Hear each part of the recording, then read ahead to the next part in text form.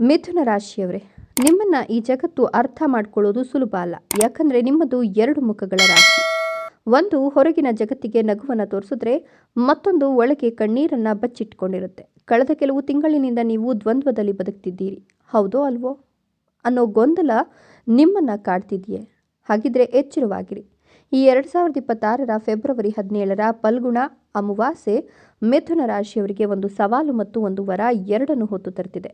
ಈ ಅಮಾವಾಸ್ಯೆ 72 ಗಂಟೆಗಳ ಮೊದಲು ನಿಮ್ಮ ಜೀವನದಲ್ಲಿ ಕೆಲವು ಅದೃಶ್ಯ ಶಕ್ತಿಗಳು ಕೆಲಸ ಮಾಡಲು ಶುರು ಮಾಡ್ತವೆ. ಆ ಸಂಕೇತಗಳೇನು? ನಿಮ್ಮ ಬುದ್ಧಿವಂತಿಕೆ ನಿಮಗೆ ಕೈ ಕೊಡುತ್ತದೆಯೇ?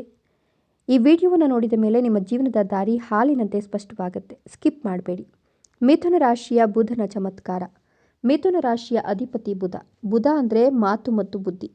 ಅದರ ಅಮಾವಾಸ್ಯೆಯ ಸಮಯದಲ್ಲಿ ಚಂದ್ರನು ಕ್ಷೀಣಿಸಿದಾಗ ನಿಮ್ಮ ರಾಶಿಯವರಿಗೆ ನಿರ್ಧಾರ ತರೋದು ಹಿಂಸೆಯಾಗ್ತದೆ.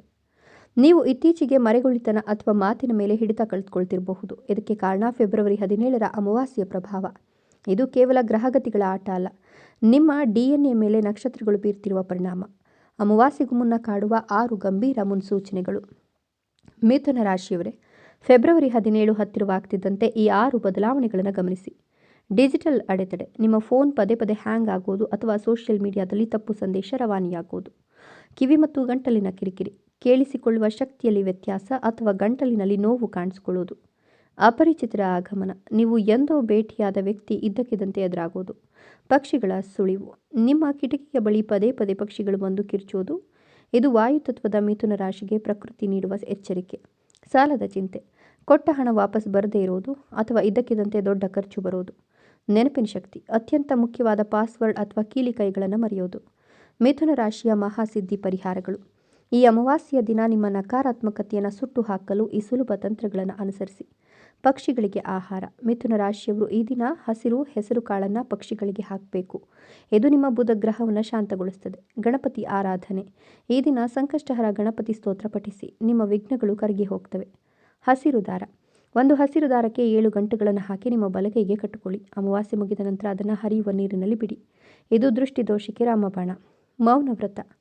ಫೆಬ್ರವರಿ 17ರಂದು ಕನಿಷ್ಠ 2 ಗಂಟೆಗಳ ಕಾಲ ಮೌನವಾಗಿರಿ. ನಿಮ್ಮ ಮಾತು ನಿಮ್ಮನ್ನು ಸಂಕಷ್ಟಕ್ಕೀಡು ಮಾಡಬಹುದು. ಎಚ್ಚರ. ಅಮಾವಾಸ್ಯೆಯ ನಂತರ ರಾಜಯೋಗ.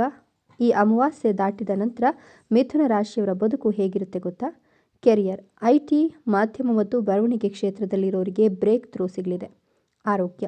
ನರಗಳ ದೌರ್ಬಲ್ಯ ಅಥವಾ ಮಾನಸಿಕ ಒತ್ತಡ ಇದ್ದರೆ ಅದು ಮಾಯವಾಗಲಿದೆ. ಪ್ರೀತಿ. ನಿಮ್ಮ ಪಾರ್ಟ್ನರ್ ನಿಮ್ಮನ್ನು ಸರಿಯಾಗಿ ಅರ್ಥ ಮಾಡಿಕೊಳ್ಳಲಿದ್ದಾರೆ. ವಿಚ್ಛೇದನದ ಹಂತದಲ್ಲಿದ್ದ ಸಂಬಂಧಗಳು ಸರಿಯಾಗುವ ಸಾಧ್ಯತೆ ಇದೆ. ನಿಮ್ಮ ಕಮೆಂಟ್ ನಮಗೆ ಮುಖ್ಯ. ಮಿಥುನ ರಾಶಿಯವರೇ, ನೀವು ಚಾಣಾಕ್ಷರು. ಈ ಅಮಾವಾಸ್ಯೆಯನ್ನು ನೀವು ನಿಮ್ಮ ಏಳಿಗೆಗೆ ಏಣಿಯನ್ನಾಗಿ ಮಾಡಿಕೊಳ್ಳಿ. ಈ ಮಾಹಿತಿ ನಿಮಗೆ ದಾರಿದೀಪವಾಗಿದ್ದರೆ ಈ ಕೂಡಲೇ ಒಂದು ಲೈಕ್ ಕೊಡಿ. ಒಂದು ಸಣ್ಣ ಟಾಸ್ಕ್. ನೀವು ಕಳೆದ ವರ್ಷದಲ್ಲಿ ಕಲಿತ ಒಂದು ದೊಡ್ಡ ಪಾಠ ಏನು ಅದನ್ನು ಕಮೆಂಟ್ ಮಾಡಿ. ನಿಮ್ಮ ರಾಶಿ ಮಿಥುನವಾಗಿದ್ದರೆ ಓಂ ಗಂ ಗಣಪತಾಯ ನಮಃ ಅಂತ ಬರೀರಿ. ಈ ವಿಡಿಯೋನ ನಿಮ್ಮ ಮಿಥುನ ರಾಶಿಯ ಫ್ರೆಂಡ್ಸ್ಗೆ ಕಳಿಸಿ. ಅವರ ಗೊಂದಲ ದೂರ ಮಾಡಿ. ಬೆಳಕು ನಿಮ್ಮದಾಗಲಿ. ನಮಸ್ಕಾರ.